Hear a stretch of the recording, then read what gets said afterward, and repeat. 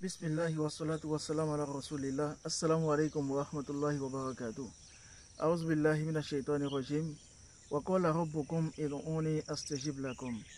Innal ladhina yastakbiruna an ibadati sayadkhuluna jahannama dakhirin.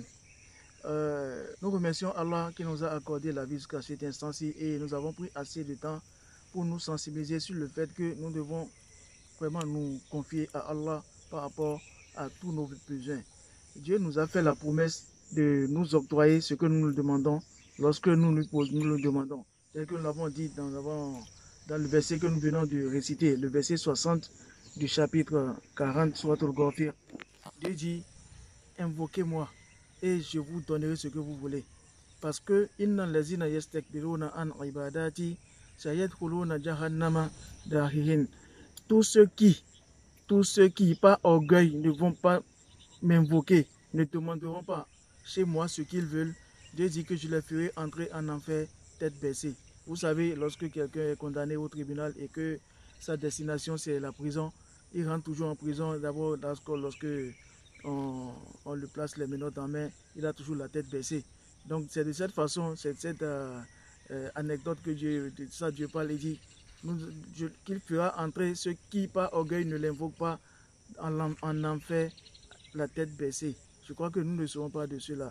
Nous sommes aujourd'hui en train de passer la 28e journée du mois de Ramadan, 1442, et je crois que nous avons assez fait, nous avons fait beaucoup d'invocations, mais ce n'est pas fini parce que le Ramadan, il y a encore aujourd'hui, il y a encore demain et probablement après-demain, parce que si on doit faire 30 jeûnes, donc après-demain on doit encore jeûner. Donc tout c'est dans la main de Dieu. Donc nous devons toujours profiter. Il reste encore une nuit impaire, la nuit de cette nuit-là, la nuit d'aujourd'hui à demain, qui est la 29e nuit, au cours de laquelle nous pouvons toujours profiter avec des invocations. Vous savez, un savant qu'on appelle Kab al-Ahbar, il disait par rapport au verset que nous venons de citer, que Dieu a fait à la communauté musulmane, Dieu a fait 3 faveurs. Dieu a donné 3 faveurs que Dieu a donné uniquement aux prophètes. C'est-à-dire c'est des faveurs qu'on ne retrouve que chez les prophètes, mais Dieu les a encore accordées à la communauté musulmane. La première faveur, c'est quoi? Nous allons retrouver ces faveurs-là. 2 de ces faveurs-là sont dans le verset 118 du chapitre 22, le chapitre du Hajj, Souratul Hajj, le verset 118. Dieu dit qu'il a envoyé des prophètes. Et ces prophètes-là seront des témoins sur leur communauté, par rapport à leur communauté. Ça là, c'est un privilège qui est accordé aux prophètes. Mais au même moment, par rapport à la communauté musulmane, Dieu dit وَفِي هَذَا لِيَكُونَ الرَّسُولُ شَهِيدًا عَلَيْكُمْ وَتَكُونُوا شُهَدَاءَ عَلَى النَّاسِ. Seulement que les prophètes seront témoins sur vous, mais vous aussi, vous serez témoins sur d'autres peuples. Ça là, c'est un privilège pour la communauté musulmane que Dieu n'a pas accordé à toutes les autres communautés. Le deuxième privilège, c'est quoi? C'est que dans la pratique de la religion, ça là, c'est toujours dans le verset 118 du chapitre 22. Dans la pratique de la religion, Dieu a fait en sorte qu'il n'y a aucune obligation qui sera difficile à pratiquer, à mettre en pratique. Dans la pratique religieuse, il n'y a aucune obligation qui serait difficile. Donc ça, c'est un privilège parce que Dieu l'a facilité sa mission. Lorsqu'il a donné la mission aux prophètes, il leur a facilité cela. Maintenant, c'est la même chose que Dieu a fait à la communauté musulmane.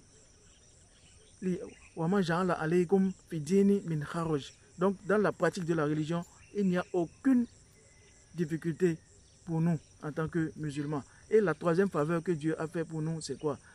C'est-à-dire, ce sont les prophètes. C'est aux prophètes que Dieu a donné le privilège de demander et que Dieu accepte immédiatement.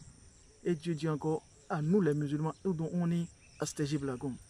Donc lorsque vous demandez, je vous octroie immédiatement ce que vous voulez. Ces 3 privilèges-là, c'est des qualités exceptionnelles pour la communauté musulmane. Maintenant, pourquoi nous? Parce qu'il n'y a pas celui-là parmi nous qui dira qu'il n'a pas ce qu'il veut prendre de Dieu.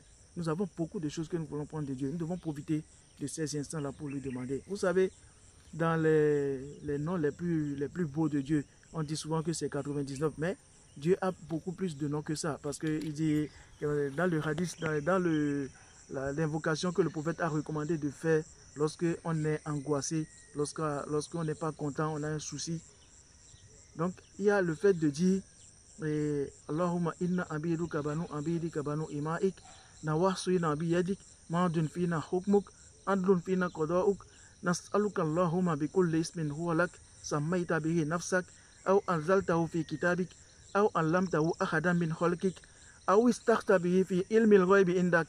Il y a des noms que Dieu a et qui n'a enseigné à personne. C'est lui seul qui détient la connaissance de ces noms-là. Vous voyez, donc, mais dans les plus beaux noms de Dieu, ceux que nous avons cités, il y a un nom là. Depuis que les gens ont commencé à mettre des enfants au monde, on n'a pas encore vu quelqu'un qui a donné ce nom-là à son enfant. Pourquoi? Parce que c'est Dieu seul qui peut agir ainsi. Agdor, celui qui crée la gêne, celui qui gêne les gens, c'est-à-dire celui qui crée des problèmes aux gens. Qui peut créer des problèmes aux gens si ce n'est Dieu? Donc c'est lui seul. Mais au même moment, il nous appelle dans le Coran quand il dit Amman yujibul muttarra iza da'a wa yakshifu su'a wa yaj'alukum khulafa al-ard a ilahum ma Allah qalilan ma tadhakkarun. Donc c'est lui qui répond à l'appel de celui qui est dans la gêne, de celui qui est dans la souffrance lorsque celui-là l'appelle. Wa yakshifu su'a, et tout ce qui le malmène, tout ce qui lui fait problème, il dissipe cela. Dieu dissipe cela lorsque on l'appelle. Donc, en conclusion, ce que nous voulons nous dire dans le café de ce matin, c'est que nous ne devons pas oublier que nous devons nous consacrer beaucoup plus, concentrer sur l'invocation de Dieu. Si nous ne le faisons pas, parce que l'invocation, le fait de demander à Dieu, c'est aussi une adoration. Donc, si nous refusons de le faire, nous ne le faisons pas, ça veut dire que nous voulons nous transformer, nous voulons que Dieu devienne notre adversaire. Et si jamais Dieu est notre adversaire, nous deviendrons finalement le papier mouchoir pour les ennemis de Dieu, tel que le prophète l'a dit. Celui, par exemple, le prophète Mohammed sallallahu alayhi wa sallam, il nous a informé de l'importance qu'il y a, par exemple, dans le fait de se lever la nuit pour faire des prières surrogatoires, pour prier la nuit. Et le prophète dit, celui qui ne se lève pas la nuit pour prier, il est semblable au papier mouchoir utilisé par le mécréant. C'est-à-dire, vous savez, lorsque on prend un papier mouchoir et qu'on essuie un déchet, c'est-à-dire une ordure, ou bien quelque chose de sale avec ça, on le froisse n'importe comment, on le jette. Donc, si on ne se lève pas la nuit pour prier, on devient quelqu'un que tous les êtres humains, toutes les choses peuvent manipuler de cette façon. Et c'est pourquoi le Sayyidina Ali Karamallahu wajha, il dit Man khafa Allahu khafahu kulla shay'in wa man khafa ghayru Allahi mukhafahu Allahu bi kulli shay'in. Celui qui craint Dieu et qui est toujours avec Dieu, l'invoque à tout moment, toute chose va le respecter. Il verra que toute chose, il sera respecté par toute chose, toute créature de Dieu respectera cette personne-là. Mais celui qui craint autre chose en dehors de Dieu, Dieu fera qu'il aura peur. C'est-à-dire, Dieu fera que toute chose va l'influencer. Toutes les créatures de Dieu vont l'influencer.